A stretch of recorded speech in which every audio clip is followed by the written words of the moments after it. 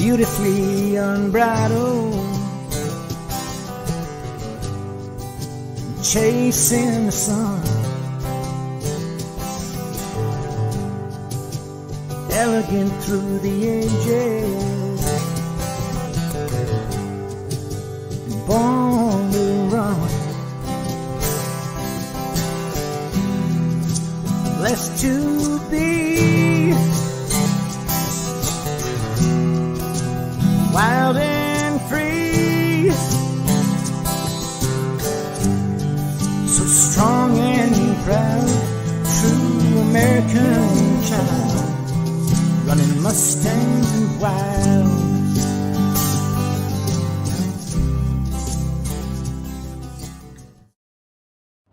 Hi everybody, I'm Devin O'Day. Welcome to a new episode of Mustang Wild. We're going to talk about the Mustang Spectacular coming up June 20th through 23rd in Franklin, Tennessee. Dan James is one of our celebrities, and we'll talk about what he has been up to, some really exciting stuff. By the way, I am standing inside the Omni Nashville Hotel, and we are outside Hatch Showprints.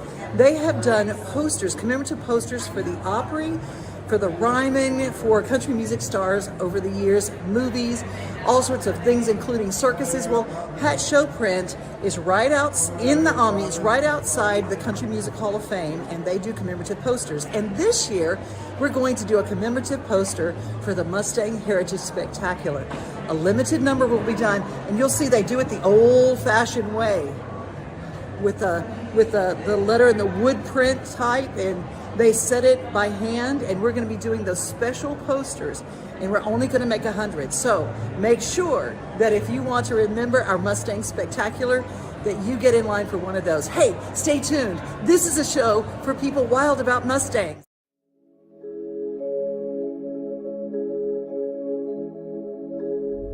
Hey guys, we're here kicking off the 2024 edition of the Gaucho Derby. We're here to San Sela Perseverancia with a little bit of wind, waiting for the riders to arrive.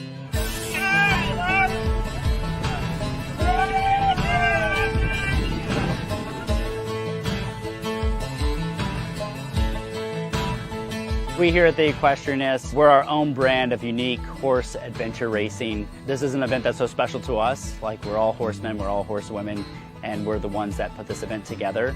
We're so serious about it being the best event possible for our tribe of people that come to do this, that spend their hard-earned money, make the commitment. So behind the scenes of our world's toughest horse races, there's a massive army of people that are pulling this event together. From the admin side, the rescue side, planning the evacuation routes. Hey, g'day everyone. Well, it is literally about to be go time. I'm about to get on the first leg, which is flying today from Lexington to Dallas, and then this evening meet up with Elliot and Warwick, and then go head south. But there's, just kind of wanted to, I'd really appreciate everybody that has either like reached out, sent a message wishing us best of luck and safe passage and prayers and that for the trip. And it's kind of like interesting. I want to show you guys, like, we've kind of got packed here. So this event is a lot to do with the way they've got one bag of, essentially gear just to kind of like get me down there, get me started for the race. And then I've got race gear here, followed by this other gear bag here. One of the things that has been like really interesting throughout this journey, and that for me so far, it's been a lot for me right now, essentially has been a lot more about like losing weight and getting back into some kind of a shape. I started out going into this nearly 180 pounds. I'm trying to remember what that is in kilos. But anyway, this morning I did another weigh-in on myself and I was down to 167. I can't say I feel that great about that weight. But the interesting thing, even going through just tacking the gear and equipment, trying to get ready for this, was it kind of reminded me about like how God works in our own lives in the way in which that he goes through and is continually pruning us and really like taking the things out of our lives that aren't necessary. So whether it was, like my weight, but particularly when it came to the gear, just kind of having to cut down continually, looking at being able to refine that. So it kind of like was just one of those sort of, little messages that came out in that for me today. But the other thing is that like this trip and this event, I remember sitting having a phone call with Warwick. I'm like, hey, what's going on? What are you doing next? And he's like, oh, I'm going on this Gaucho Derby trip. I'm like, that sounds cool, and kind of basically invited myself.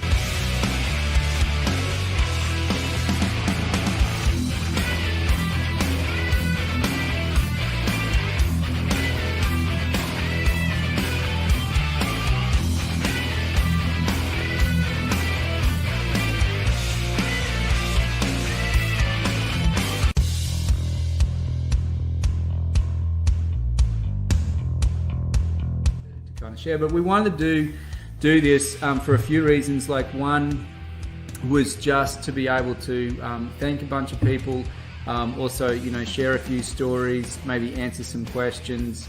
There's probably two questions that I'm not going to answer. Okay, one, would I do it again? And two, would I tell somebody else to do it? I'm going to leave those two questions hanging for the time being. But as a lot of you guys know, this, and those that are particularly closest, like this event like really started for us a year ago. Obviously it's a really expensive adventure to do, and one of the fortunate things that we were able to do is be able to pay for it over the course of 12 months. Just the entry fee itself is just over $16,000. And then plus you've got all of your accommodations, you have your flights, and then the big kicker to it that no one kind of like, I guess, that I didn't realize was just how much that you would then end up spending on equipment. That one was a really big surprise, is to have some good equipment and how much that it would be. And what I'm talking about is like tents, sleeping bags, that type of stuff was like, it's crazy expensive. I thought horses were expensive, then you're getting that camping world and it goes. But obviously for those of you that don't already know this, Warwick, I was talking to him one day, so I get to praise, thank, and Warwick and I always have these things that we say like, hey, remember that time we were in Patagonia, or remember that time we nearly got hit by a train. But Warwick is definitely 100% why that I got on board with doing this race. I called him up one day and I'm like, hey, what's going on? Just, shooting the breeze. And I said, what do you got coming up? And Warwick's like, I'm going to go on this crazy ass horse race adventure in Patagonia. And I'm like, I want to come with you. So we, we got to sign up. And then, of course, I then talked Elliot Holtzman into it, and then Craig Moore. We'll talk a little bit about that at some point here as well, but then got to share that experience and also with them. And then doing the touch out on is my beautiful wife here. Could not have done it without her support and the kids at home. Like, I know it was equally challenging on her, and we'll kind of talk a little bit about that as well. But then also our crew, like, one of the things I've always believed is, like, who you surround yourself with. And so we've been fortunate enough to call friends and family, our crew here at home, obviously Scott and Jacqueline, Sanel, Madison. You guys gave me the confidence to be able to go away and be able to then do this. And then we had friends like Chip, who invested time in helping us to learn about navigation, and our good mate Josh that gave us lots of insight on some medical stuff and what to take, what to do, what not to do, just like making a world of difference.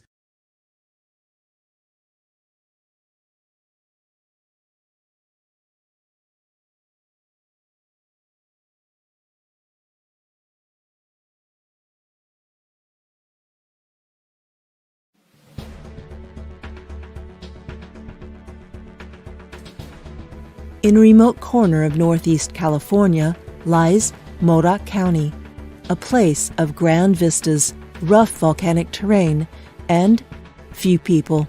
Everybody who spends time here finds some sort of special connection. It's a unique geologic landscape, the species mix, the weather, the elevation. I mean, I could go on and on about things that are unique about this area. It is also home to the largest herd of wild horses managed by the Forest Service. I think a lot of people don't even know that there are horses out here. I didn't know there were horses out here. I didn't know there were horses in California, wild horses in California, so. The USDA Forest Service is responsible for the health of both the land and the horses. In general, the state manages wildlife populations. Wild horses are very different because of the 1971 Wild Horse and Burro Act. So Congress gave us the privilege of managing wild horses. Through careful analysis, the Forest Service has determined the appropriate management level, or AML, for horses in this area. This limit has been greatly exceeded. Our territory is supposed to have 206 to 402 animals. We have almost 4,000 horses. That's almost half of the population of this huge county. The wild horses are to reside within a specific area or territory. Over time, those horses, as the population has grown, have expanded beyond the territories. The boundary of the territory doesn't keep the horses inside the territory. So if we get a call from a private landowner that says they have wild horses on their land, it's our responsibility to manage those horses. The horse territory within the Devil's Garden spans more than 250,000 acres. We have the largest wild horse territory in the Forest Service by acres, and it sounds like a lot of acres for 4,000 horses, but there's not a lot of vegetation and not a lot of water. The horses are an unmanaged, very large ungulate, and so they have to eat a lot of forage. And in this area, the horses are out here 7 days a week, 52 weeks out of the year, and they graze that forage over and over and over again. And the native grasses are not able to continue growing. We're changing from one grass species to another out here that's not as edible, not as resilient. The conversion to these annual grasses, they're just not as nutritious as the native bunch grasses were. And the horses are just digging holes looking for the nutrients they need. Not only do the wild horses harm the native vegetation, they also affect both the quality and the quantity of the region's scarce water. We do have really unique wetland areas here in the Devil's Garden, both in terms of our vernal pools, but also in our natural springs that are here throughout the Devil's Garden. You have animals getting into these springs, and they actually can cause so much compaction at the spring site that it'll actually stop up the spring. And so it diminishes the spring and it diminishes the clean water that comes out of those. Additionally, they will guard those springs from other animals like elk and deer and other wildlife. And I love all wildlife, and I love horses, but I'm out here and we don't see a lot of pronghorn. We don't see a ton of deer out here anymore, and she's a bird lover, and we want to see a healthy ecosystem. We want to see this is a round thing. It's not just the horse's home. Recognizing damage by wild horses is easiest when comparing it to adjacent, healthy land. There's a private landowner who fenced out his property from horses, and so it's a great site to go to as a control, and comparing what those areas look like to the adjacent land and the adjacent springs. And those springs are where the horses like to congregate. They love the clean water. And this provides a really good window into what we could have. And it's a great reminder for me of what a good riparian area should look like. So what we're starting to see is changes in vegetation that aren't positive. We're starting to see the horses expand beyond the territory boundaries that they have. And as you visit these areas and you see the impact, you really start understanding the magnitude of the problem.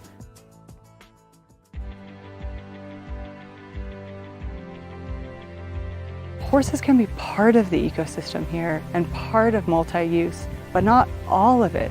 And if we want to keep these areas wild and available for recreation and for multi-use, we need to manage the wild horse. And we care about the horses, we love the horses, we want to see them treated well. And I think we've just recognized it's time that we take a more active approach in taking care of the horses, taking care of the landscape, and really managing the land, which is our duty.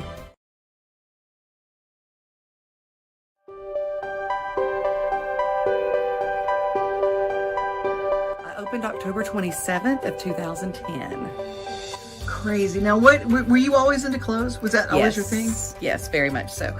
Always enjoyed clothes. I grew up with a mother who enjoyed clothes, and so at a young age, I loved putting together outfits. And then when it came time to do other things, everybody else wanted outfits put together, and that was a lot of fun for me to do. Pants that you're looking at, those are French terry pant. I call them my stalker pants. And people do laugh at me when I say it, but then they come back and see me and say, you are correct. They buy one pair and they stop me to find out where I am so that they can get more, because they are that comfortable. And guess what? They've all got pockets. We girls love our pockets, whether we use them or not.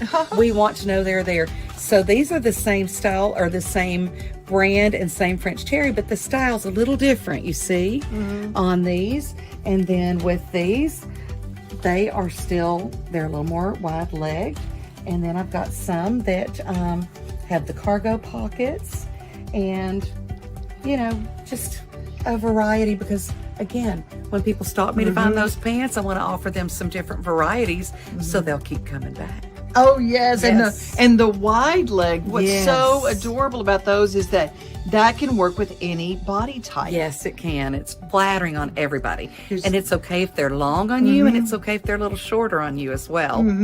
I love it. And again, these little shirts like this are just fantastic, and they're short, but over those wide leg pants, it's really figure flattering. Precious, yes, they certainly do.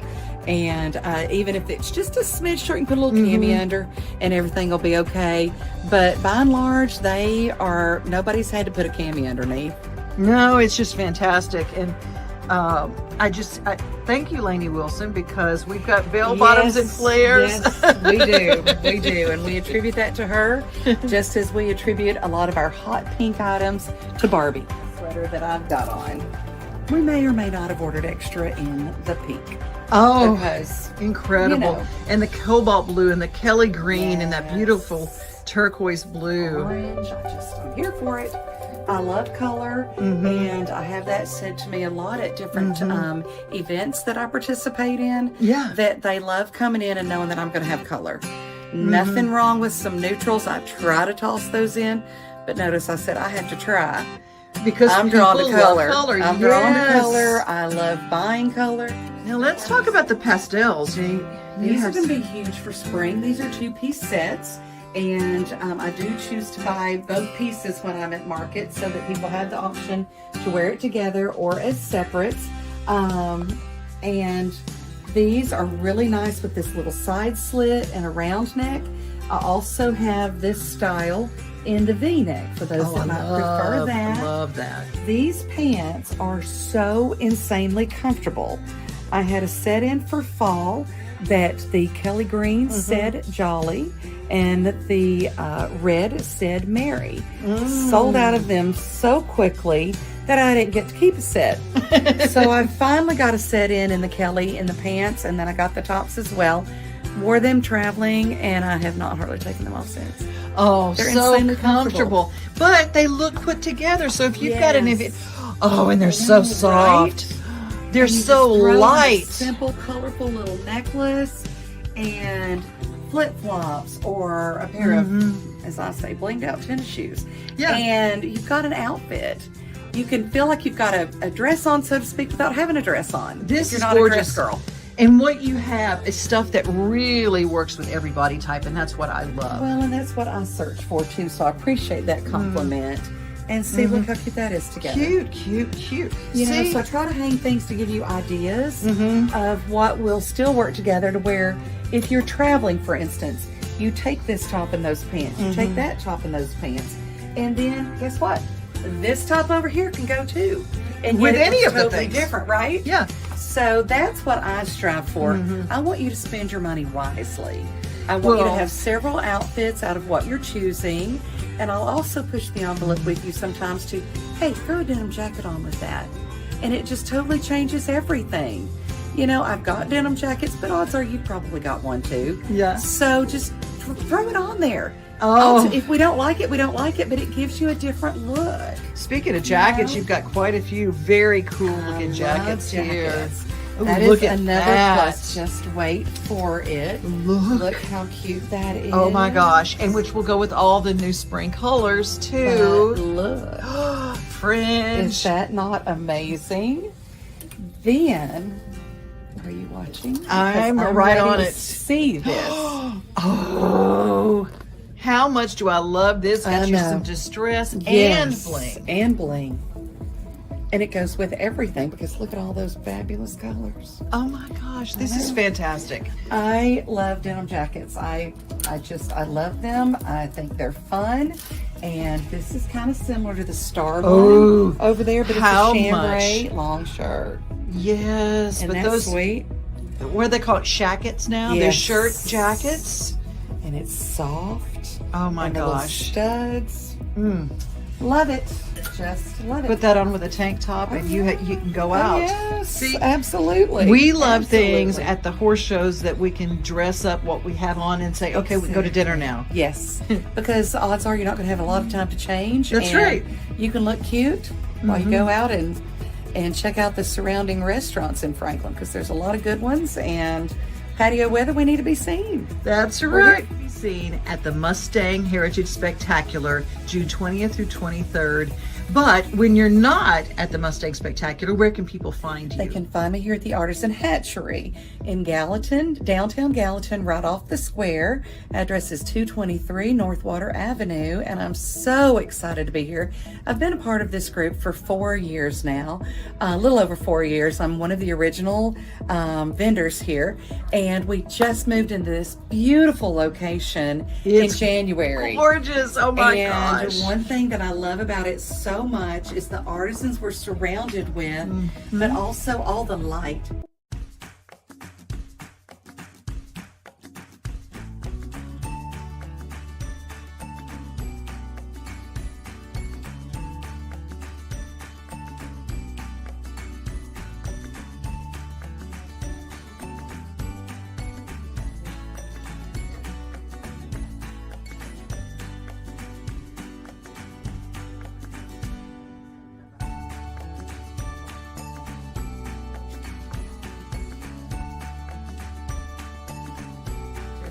Look at these. I mean, this outfit is just adorable. And there's some of those beautiful flared pants that we're talking about. I think it's obvious we do color here. It is very obvious. Be in this beautiful space with this much light, not just the light on the walls, but just the light within this building. It's gorgeous. It is I gorgeous. loved being here, and our building was blessed the morning that we did our grand opening, and the preacher said something about the light, and I thought that's what I've been feeling since I walked in, and it was empty. And I came in, we painted all of the back room here, and got it lighter. It was a pretty blue, but it was dark, and so that brought light then that can reflect off of our slat walls and just make everything pop a little more, because I feel like color needs to pop.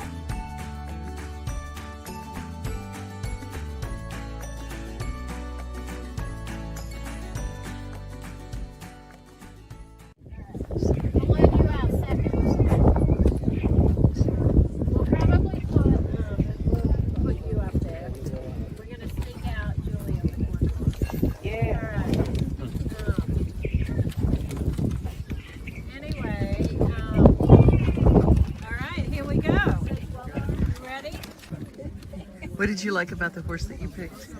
I'm really looking for something that's going to be a little bit cowy, because that's really what I like to do, and I think he's going to be a good fit for me. So Good cattle horse. I'm really excited. Yeah, I loved him the second I saw him. Oh, that's great. Okay. Ariana Standridge. Maybe we'll get lucky. What are you looking for in a horse? I like him like mid-size, so like 15 hands, and curious. Definitely curious. So I like him a little flighty, you know. But we'll see. Where'd you drive in from? Oklahoma. Gavin just said 9094. What number did y'all draw today? I drew 10th and he drew 44. So, what are y'all looking for specifically today? I have already picked mine. Okay. And him. See what's left. See what's left. See what's left. Where did you guys drive in from? Colorado. So, what are you looking for in a horse? Something a little stocky and kind eye. It's all in the eyes, isn't it? Yes, definitely is. What are y'all looking for in general when you go out there in those pens and they're just all together? What do you look for? Good conformation, calmness, color would be a huge bonus. I actually did get some color today, and not that we're looking at color first, but it is, it is a huge bonus. But I love to see one that's not real weary of people, that you can kind of walk up to and they don't automatically run off. But soundness, and if I can get one that's just not as frightful of people, that helps on the timeline. Explain to people, the timeline is kind of crazy because how long will you have before the Franklin show to train these? I think it's around 140 days, which is actually longer than the last one that I did. The last one was a little over 100. So, but whenever you're doing a wild Mustang, sometimes that's not as much time as you'd like for it to be. That's the big guy. Now that's the big one? Yes. I love that one. Good, I'm going to love him too. And where'd y'all drive in from? Collinsville, Alabama. What number are you? What number did you draw? 21. 21. What are you looking for today in a horse? Just something well built and kind of calm. Where'd you drive in from? Virginia. 9092.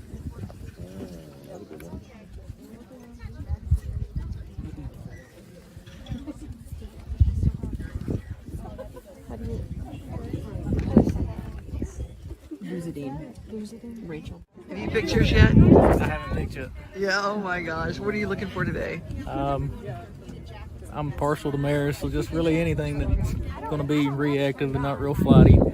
I'm a sucker for a dark colored horse, so bays and stuff like that are what I really keep my eye on. I'm not really all about flash, but a good dependable horse. Something that's going to treat me right, and if she does end up going down the road, something that's going to treat the next person down the right. Are you going to do some showing with her? Probably just a makeover and I'm done. I'm not really into showing all that much. I enjoy training, but I don't like to show off as much as I used to. She's the little 5-year-old that was. She's on the bottom of the Sorry. 7, excuse me. 3. Which one did you get? Duke. 8 or 5640? Yep, 5640. What was the thing that stood out about Duke to you? Big, wide, just a tank. Big boy. Is that what you're looking for? Yes.